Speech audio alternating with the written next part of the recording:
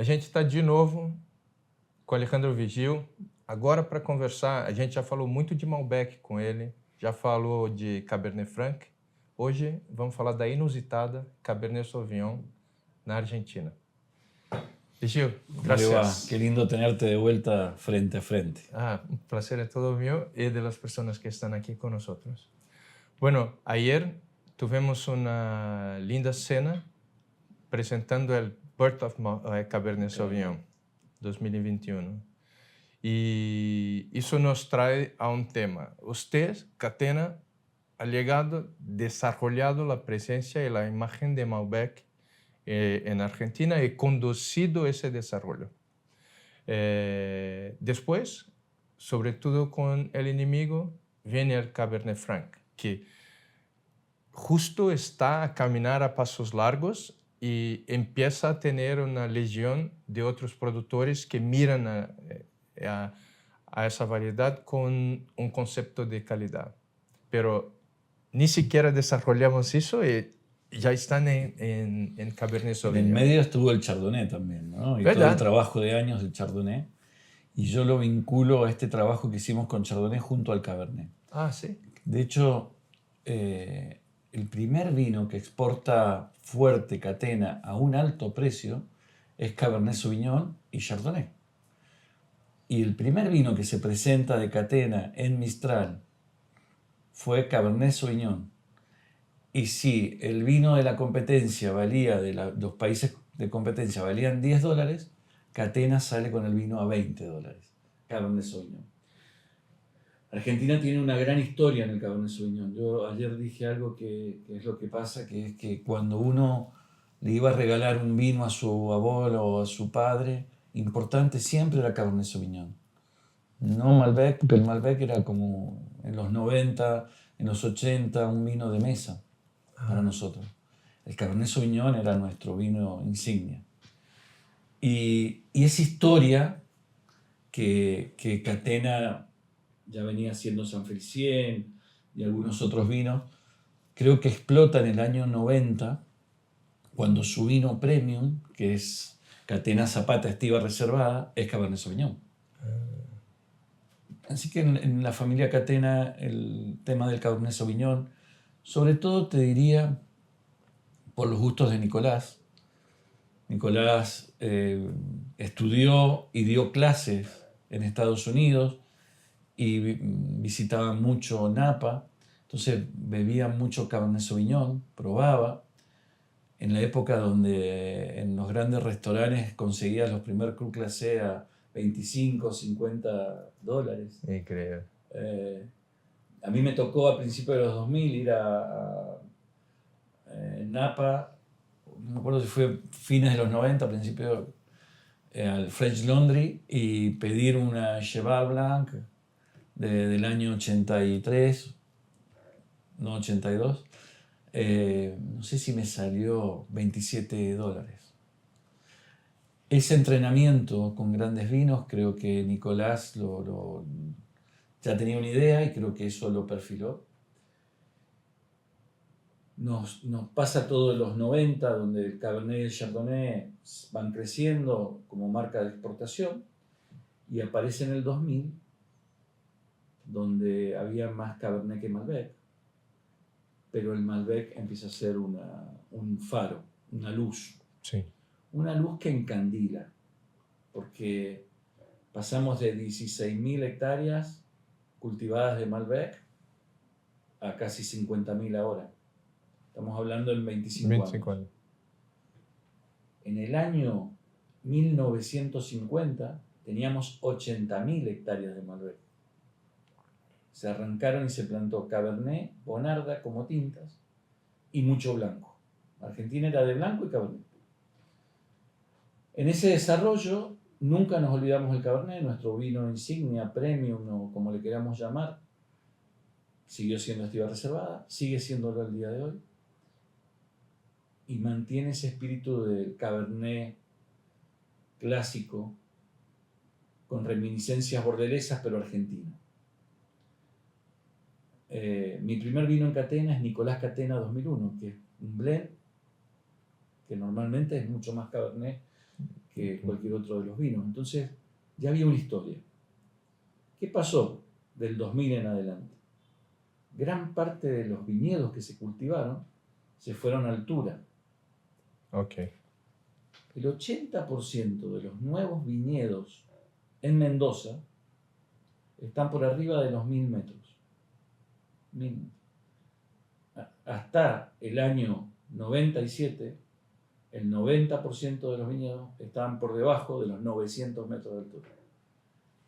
Es un cambio total. Muy fuerte.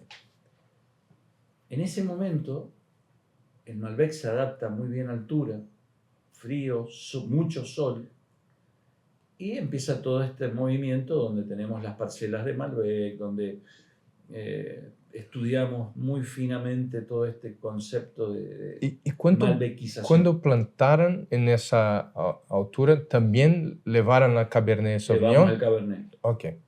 Pero algo muy interesante, con el tiempo, los Cabernet que empezábamos a usar estaban en altura, empezamos a volver. ¿Y dónde volvimos? A un lugar tradicional de Mendoza, un lugar que no podemos dejar que se pierda. Tenemos que recuperarlo y tenemos que mantenerlo, que es Agrelo. La zona de Agrelo, que está en Luján de Cuyo, muy cerca de la ciudad, poco a poco viene siendo corrida por la gente, por la población, por lo inmobiliario, Sí. Lo cual es normal, porque bueno, los valores de producir y construir son otros. En función de eso, esta vuelta que tenemos nosotros a Agrelo, a entender que estos Cabernet tienen la identidad pura del Cabernet argentino, de los principios del siglo, y que tenemos todavía un desafío de entender en esta modernidad cómo elaborar estos Cabernet antiguos, empezamos de nuevo como una revitalización. Yo te diría año 2005. Pero claro, en esta modernización habíamos cultivado clones. Sí. Y nosotros tenemos el concepto de cultivar poblaciones, donde hay una diversidad. Entonces, teníamos una pequeña población, que le llamamos mendocino, recultivamos zonas con clones de Cabernet, poniendo poblaciones, lo mismo con el Cabernet Franc. Entonces llevó toda una serie de años que concluyen con el nacimiento del Cabernet que hemos presentado ayer, de Birth of Cabernet, donde tenemos hoy un poquitito de las zonas altas, pero casi todo de Agrelo, y ya la próxima cosecha es 100% de Agrelo. Entonces tenemos tres conceptos muy fuertes. Pero aparte del concepto de las razones históricas, ¿por qué Agrelo es mejor para el Cabernet?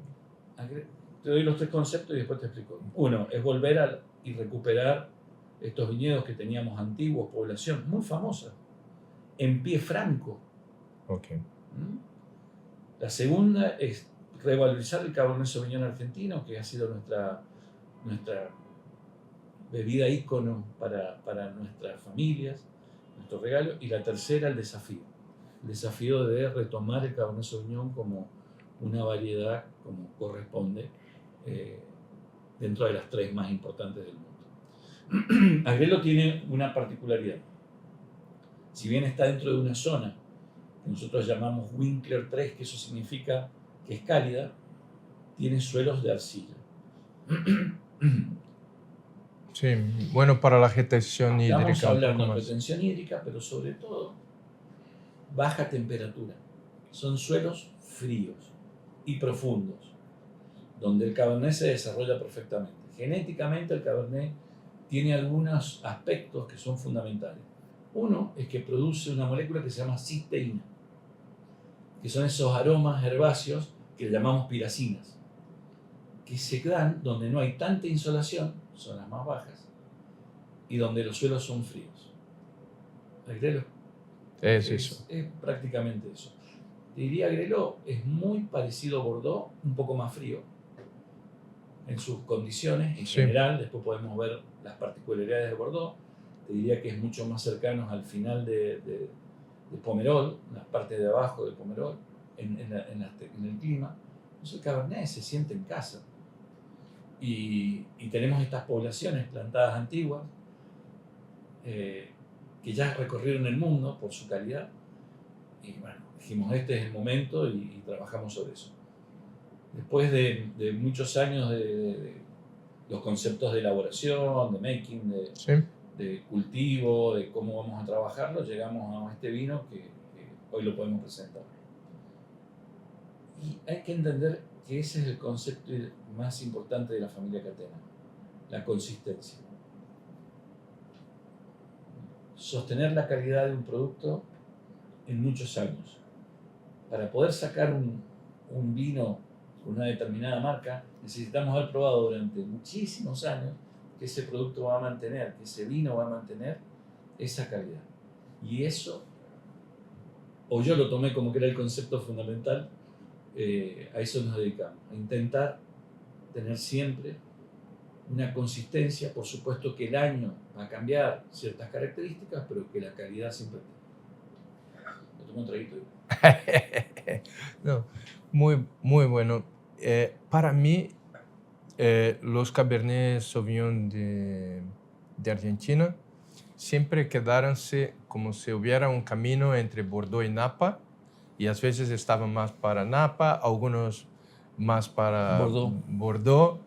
Y creo que ahora,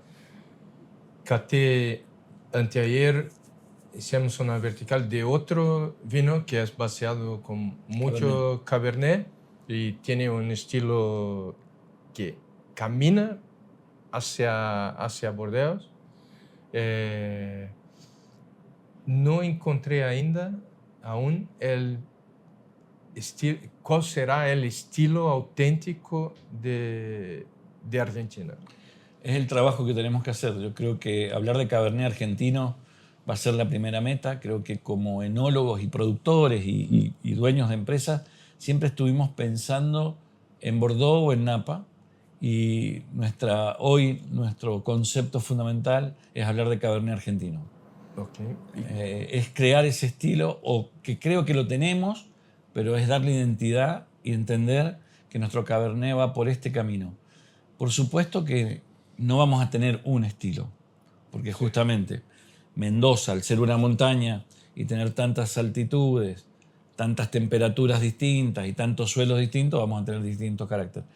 Pero darle esa identidad que es necesaria para que no solamente quede encerrada en Argentina, sino que pueda conquistar el mundo. Tenemos una gran posibilidad. Y en tu visión, ¿cuáles son las fortalezas del Cabernet como argentino, como uva? Primero. Lo más importante es que tenemos hectáreas cultivadas, Okay. lo cual nos permite tener un volumen para crecer. La segunda es que tenemos un clima óptimo en condiciones para este estilo que nosotros queremos crear. No es menor tener las condiciones agroecológicas o de terroir, el sitio para poder elaborar cabernets que sean consistentes año a año. Y sin lugar a duda la tercera es que tenemos un material humano pensando en este cabernet muy importante. Okay. Y no es algo nuevo. Digo, no es que hay una visión que ahora el cabernet. Nicolás lo estaba pensando del año 90, cuando su vino premium lo hace Cabernet Sauvignon. O sea que hay una visión sobre lo que podemos tener y hacia dónde vamos. Con Laura hemos pensado, hemos cultivado mucho Cabernet, hemos llegado hasta 1600 metros de altura, hemos cultivado en 400 metros de altura, hemos pensado un concepto de Cabernet que tenga una línea de las partes bajas a las partes altas, que tenga ese recorrido, pero esa columna vertebral, pero que el sitio le termine de dar la forma a cada uno de estos Cabernet. Y me parece que ahí está el camino, basado en el trabajo, ¿no? Sí. Para mí, hablando específicamente del Cabernet histórico que yo cataba, era que eran siempre muy amables, un poquito dulces y un poco más generosos que siempre de lo que encontraba en Bordeaux, ¿no? Y así que me parecía un vino destinado a atender una una franja de entrada. Y cómo hacer esa transición, empecé a comprender acá lo que están haciendo y podemos mirar a ese vino como un ejemplo de esa transición. Pero es curioso que volvemos a Luján, como usted ha dicho, porque los cabernets más entretenidos que estoy a catar justamente están en esa Mira, región. en los últimos 25 años vengo elaborando Cabernet Sauvignon de prácticamente todo Mendoza. Ok. Todo Mendoza. Tenía que pensar de qué sitio no elaboro, pero te diría que del 90% de las identificaciones geográficas más importantes seguro elaboro y hace 25 años. Y ha sido interesante ver este cambio, no solamente en nosotros, sino en varios productores, donde de estos vinos malbequizados, dulces, concentrados, Sí. se han ido afinando. Y en el año 97, yo estaba trabajando en el INTA, que es como el Embrapa de Brasil, y después de juntar muchas monedas, compré el San Felicien Cabernet Merlot y San Felicien Cabernet Sauvignon. Y con un grupo de amigos que nos gustaba el vino, probamos, ¿no? Y dije, este es redondito, dulce, amable, y este es una vertical con concentración. Año 97. Digo, si alguna vez quiero trabajar en la actividad privada, tiene que ser en Catena, porque acá entendí el Merlot con lo recio del Sí. Cabernet, pero el Merlot dándole más. Y acá entendí el Cabernet, que tiene que ser una línea en el tiempo, con complejidad, y dije, tengo que trabajar acá. ¿Qué dice eso? Que esta gente, la familia Catena, ya venía pensando este concepto sobre lo redondo y lo pensaba con un Cabernet Merlot Sí, y un Cabernet, sí. pero ya estaba el concepto de la fineza bordelesa contra la generosidad de Napa.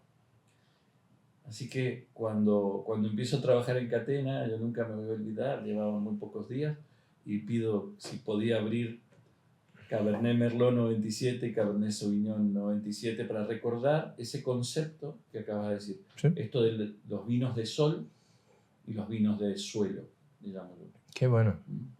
Una frase muy buena. Vinos de sol, vinos de sol. Pero cuando uno piensa voy a Bordeaux, la idea general es voy a Bordeaux y voy a traer Bordeaux para acá con el uso de madera. Uh-huh. Y en Birth of Cabernet usted está utilizando concreto y foudre. Y me explica lo que está intentando sacar por el uso del foudre, comprendo. El concreto que agregó mucha textura al vino y cambia el camino de los taninos, en mi opinión. Sin lugar a duda.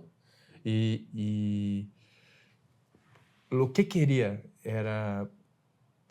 Existe una conexión con el Merlot en ese tema de la redondez, una construcción distinta de los taninos. Ese es estamos lanzando, pero Mira, debe haber hecho miles de experiencias, sí. ¿no? Mira, el vino que yo le regalaba a mi papá siempre tenía que tener un poquito de raspo. Ok. Y eso era bueno. Cuando nos malbequizamos, empezamos a tomar todo sin y fácil de beber. Y siempre encontré que la identidad del vino argentino, Cabernet Sauvignon, tenía un poquitito de textura, que no es desagradable. Me recuerda a los amargores y las texturas de algunos single malt, para decirlo de alguna forma, y me salgo del mundo del coñac, para ponerlo más fácil para el que no bebe vino y bebe estas bebidas. Y me fui mucho más a la textura. Y la forma, para mí, de la entidad del Cabernet argentino tiene que tener una textura próximo a mineral, digamos. Para mí la mineralidad que tanto se habla no es un sabor, no, es una textura. Y cuando uno trabaja en Foodrec hay una cierta oxidación, armonización, redondez. Redondez, un polimento, ¿no? Claro, Sí. ahí está todo pulido, como Sí. está. Ingreso con un Cabernet que tiene textura, que tiene filo, que no ha sido domado. Y creo que Argentina tiene mucho eso de esa identidad. Es muy redondito y amable cuando van bien las cosas y somos muy amigos. Y nos ponemos súper ácidos y ásperos cuando las cosas no van bien. No. Y creo que es parte de nuestra identidad y tiene que ser del Cabernet Sauvignon. Y una cosa, cuando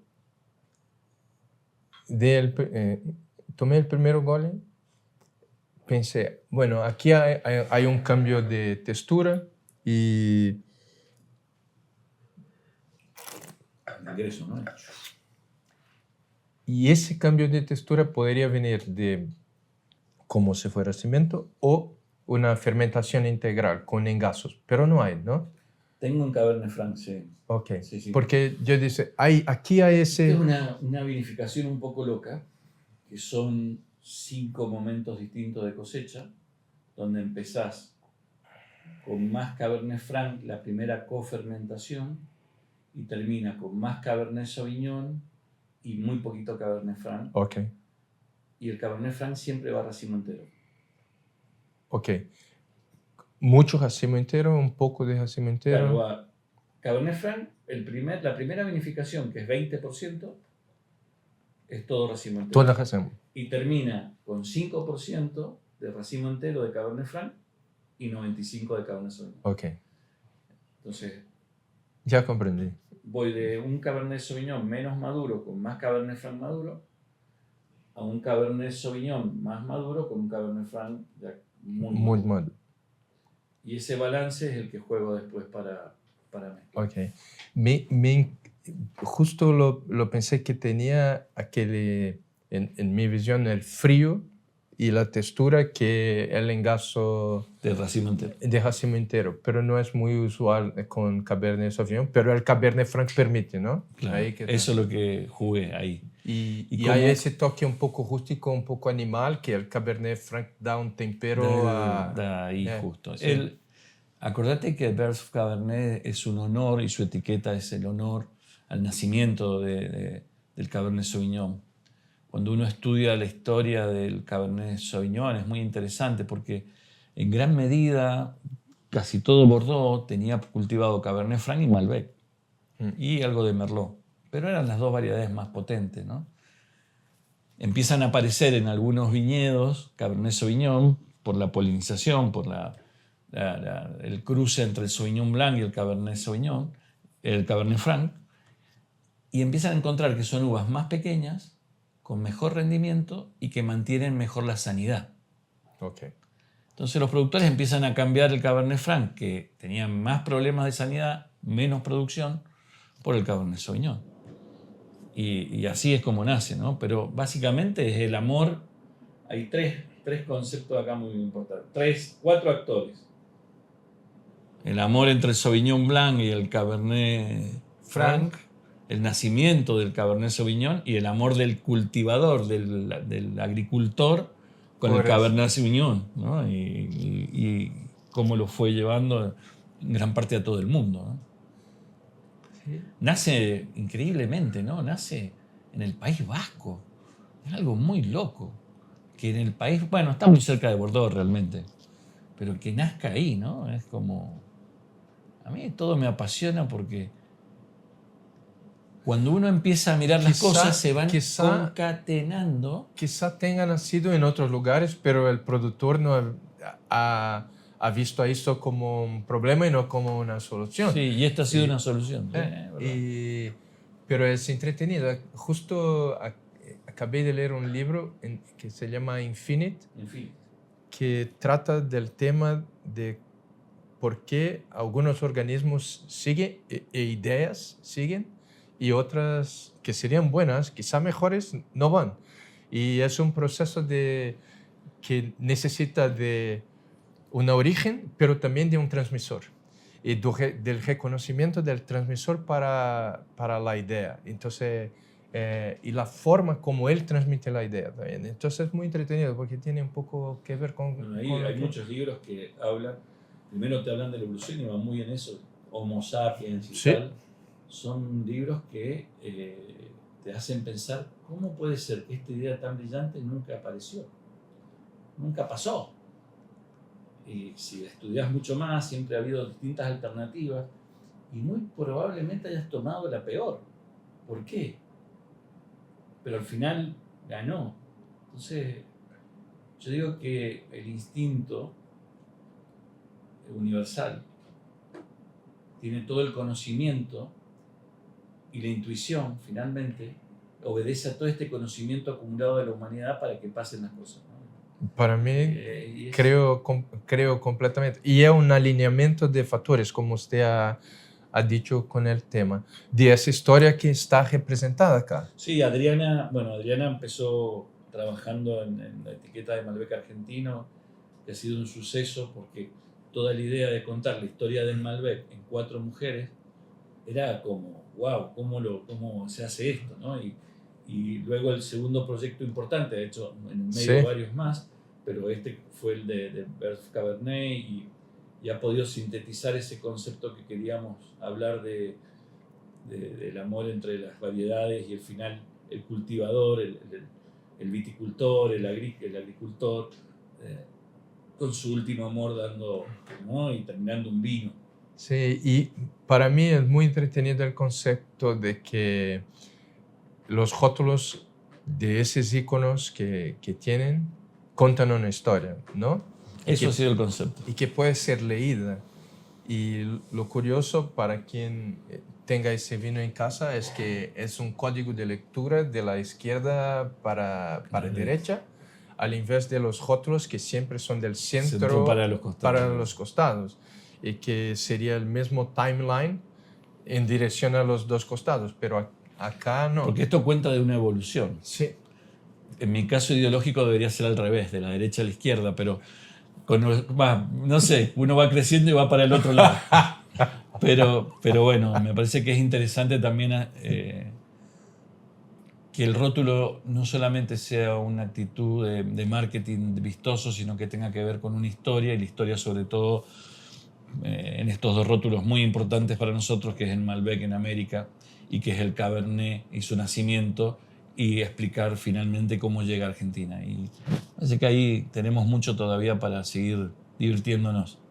Yo estoy intentando que no se divierta tanto en Enemigo, pero sí se divierte en Catena, porque si no me quiere cambiar los rótulos. No, tenemos la suerte que cada cosa que hace Adriana tiene cierto simbolismo